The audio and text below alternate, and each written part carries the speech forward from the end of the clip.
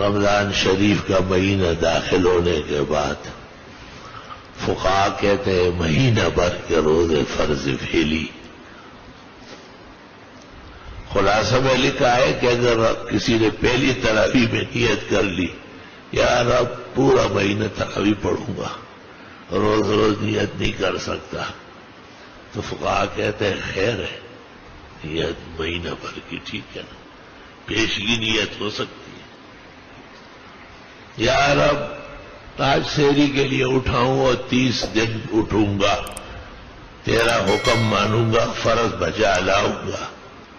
فقہا کہتے ہیں اس کے بعد کوئی نیت نہیں ہے، اٹھ رہا ہے، سحری کھا رہا ہے، روزہ ہے، معتبر ہے. اجمالی نیت قبلی معتبر ہے.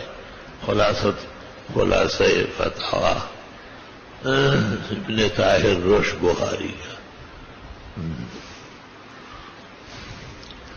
مقصود لوگوں کا تنگ کرنا نہیں ہے، مقصود لوگوں کا شریعت کے مطابق رکھنا ہے.